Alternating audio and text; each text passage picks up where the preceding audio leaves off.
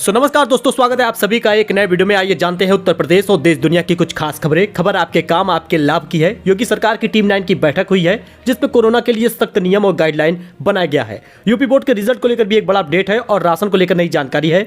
वहीं पर आपको बता दें, सरकार अब जरूरी स्थानों पर देगी ई चार्जिंग की सुविधा। नगर निकाय चुनाव को लेकर भी एक बड़ा अपडेट है। फिर से फैल रहा है कोरोना और यूपी में गाइडलाइन जारी हुई है। स्कूलों को लेकर लखनऊ में मास्क अनिवार्य कर दिया गया है। हर एक अपडेट बेहद खास है, तो इस वीडियो में आप बने रहिएगा। चलिए शुरू करते हैं।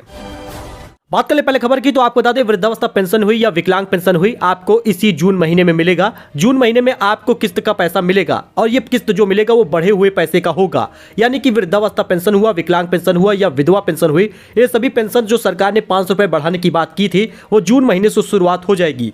क्योंकि 1 अप्रैल से सरकार के संकल्प पत्र के नियम भी घोषित हो चुके हैं। 1 अप्रैल से जो नियम लागू हुए हैं, उसके तहत अब सरकार ने जो भी अपने संकल्प पत्र में वादे किए थे 500 रुपए बढ़ाने का या गैस सिलेंडर की सुविधा देने का, वो सभी नियम अब धीरे धीरे लाभ देना भी शुरू कर दिया गया है। यानी कुल 3 महीनों का 3000 से लेकर 4500 रुपए तक का लाभ दिया जाएगा।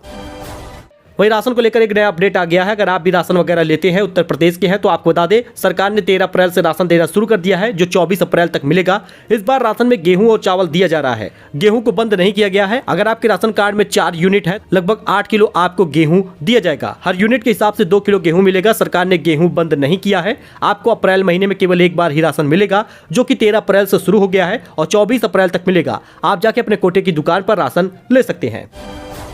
वही दोस्तों, टीम 9 की बैठक हुई है सीएम योगी की और कोरोना की स्थिति की समीक्षा की गई है। अस्पतालों में मास्क अनिवार्य करने का भी निर्देश जारी कर दिया गया है। दरअसल देश में बढ़ते कोरोना के नए मामलों के बीच मुख्यमंत्री योगी आदित्यनाथ ने बुधवार को राज्य स्तरीय कोविड सलाहकार समिति और उच्च स्तरीय टीम 9 के साथ बैठक की और आपको बता दें, व्यापक जनहित में आवश्यक दिशा निर्देश जारी किया गया है। उन्होंने कहा कि बीते कुछ समय से देश में विभिन्न राज्यों में कोविड के मामलों में लगातार तेजी देखने को मिल रही है। हालांकि आपको बता दें, सरकार की तरफ से नियम घोषित किया गया है कि अस्पतालों में मास्क कंपलसरी हो। कोई भी अस्पताल में मास्क के बिना अगर कोई दिखता है तो उसके ऊपर कार्रवाई हो।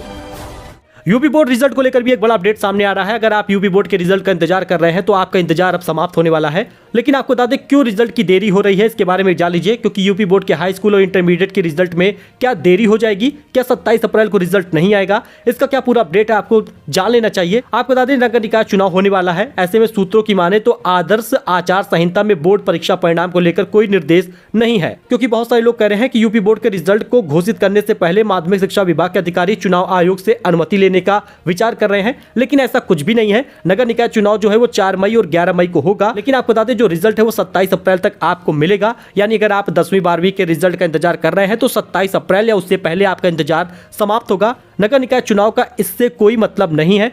27 अप्रैल से पहले घोषित होने की उम्मीद जताई जा रही है।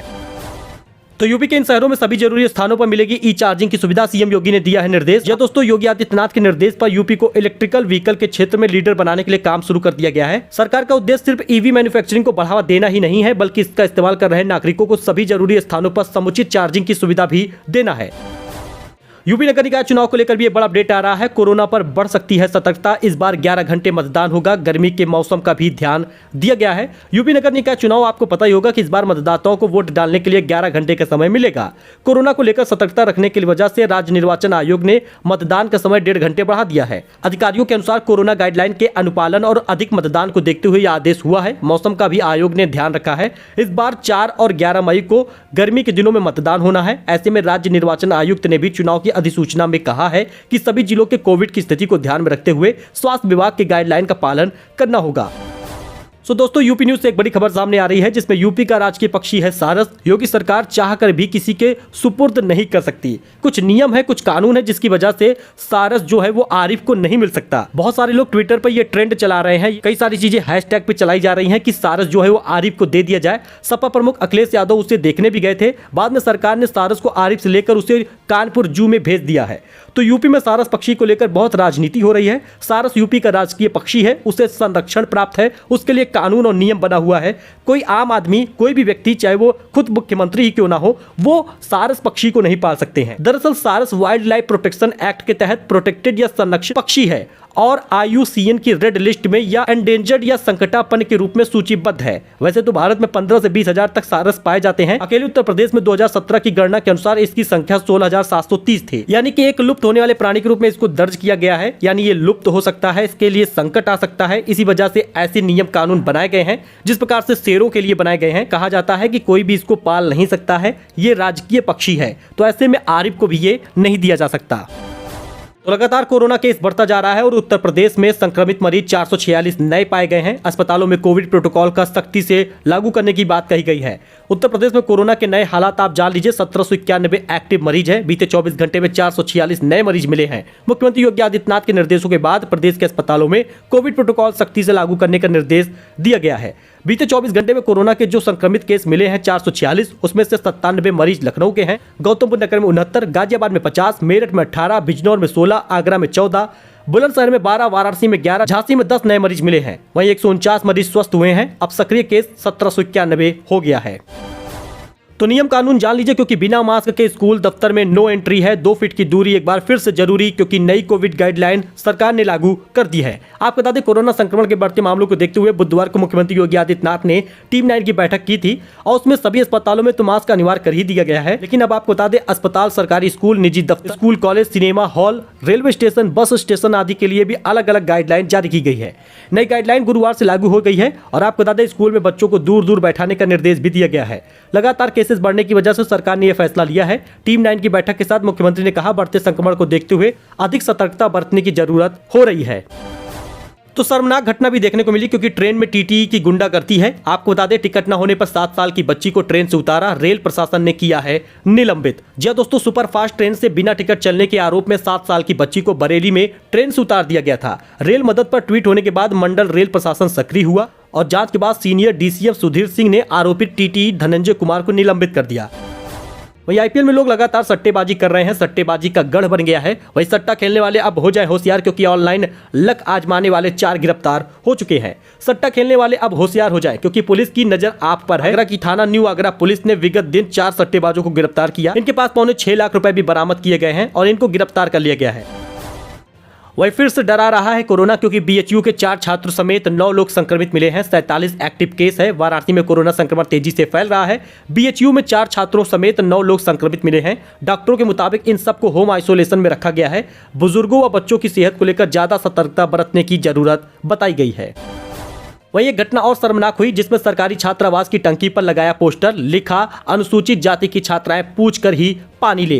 आपको बता दें, शाहजहांपुर में अनुसूचित जाति की छात्राओं के साथ भेदभाव का मामला सामने आया है। आरोप है कि सरकारी छात्रावास में उच्च जाति की छात्राओं ने टंकी पर पोस्टर लगा दिया, जिसमें लिखा कि अनुसूचित जाति की छात्राएं पूछ कर ही पानी ले। तो काफी शर्मनाक घटना है। इस समय 2023 में हर चीज बदल रहा है, लेकिन लोगों की मानसिकताएं नहीं बदल रही। वही पीएम आवास योजना को लेकर भी एक बड़ा अपडेट सामने आ गया है। शहरी पीएम आवास योजना में भुगतान में अब लाई जाएगी तेजी। जी हां दोस्तों, नगर आयुक्त कार्यालय कक्ष में बुधवार को नगर आयुक्त सह प्रशासक शैलेंद्र कुमार लाल की अध्यक्षता में प्रधानमंत्री आवास योजना शहरी के भुगतान में तेजी लाने की बातें कही गई हैं। मौके पर नगर आयुक्त सह प्रशासक ने सभी सामुदायिक संगठनकर्ता को योजना के भुगतान में तेजी लाने का निर्देश दिया है और साथ ही उन्होंने कहा है कि जिस लाभुक का जियो टैग हो गया है उसके खाते में जल्द से जल्द भुगतान किया जाए। इसके लिए संबंधित संगठनकर्ता का वार्डवार मोबाइल नंबर जारी किया गया है। तो एक बड़ा अपडेट है, यानी आने वाले समय में शहरी आवास योजना में जिन किसी लोगों को पैसा मिलने की इंतजार था, जिन लोगों ने आवेदन करा था, उन लोगों को पैसा जल्द मिलेगा, जिससे वो अपने आवास योजना का कार्य पूरा कर सके। तो भरतपुर में बाबा साहब अंबेडकर की प्रतिमा लगाने पर विवाद हुआ है। 2 जातियों में भिड़ंत हुआ है। पुलिस पर पथराव भी किया गया है। जी दोस्तों, राजस्थान के भरतपुर में बाबा साहब अंबेडकर की प्रतिमा लगाने को लेकर बवाल खड़ा हो गया। ये बवाल 12 अप्रैल की रात इतना बढ़ गया कि दंगे जैसे हालात लगने लगे। 2 जातियों ने आपसी संघर्ष में न केवल जमकर आगजनी और चक्का जाम किया, बल्कि पुलिस पर भी 3 बार पथराव भी किया। फिलहाल आपको बता दें, पुलिस की वजह से दंगे को कम किया गया और शांत कराया गया, लेकिन राजस्थान के भरतपुर में बाबा साहब अंबेडकर की प्रतिमा लगाने पर बवाल खड़ा हो गया था। वही एक अच्छी खबर है, क्योंकि देश के 71,000 युवाओं को आज मिलेगा रोजगार। पीएम मोदी देंगे नियुक्ति पत्र। जी हां दोस्तों, रोजगार मेले के तहत प्रधानमंत्री नरेंद्र मोदी आज 71,000 नवनियुक्त कर्मियों को नियुक्ति पत्र बांटेंगे। रोजगार सृजन को लेकर प्राथमिकता देने की प्रधानमंत्री की प्रतिबद्धता को पूरा करने की दिशा में एक अच्छा कदम है। नवनियुक्त कर्मियों को कर्मयोगी प्रारंभ के माध्यम से स्वयं को प्रशिक्षित करने का अवसर भी मिलेगा। प्रधानमंत्री नरेंद्र मोदी जो है वीडियो कॉन्फ्रेंसिंग के माध्यम से लगभग 71,000 नवनियुक्त कर्मियों को नियुक्ति पत्र बांटेंगे। वही 2 दिन में डबल हुआ है कोरोना केस, नए मामले 10,000 के पार हुआ है। जानिए कब थमेगी रफ्तार। देश भर में कोरोना के मामलों में लगातार तेजी देखने को मिल रही है। 24 घंटे में 10,158 नए मामले सामने आए हैं। इसके बाद देश में कोरोना के कुल 44,998 एक्टिव केस हो गए हैं।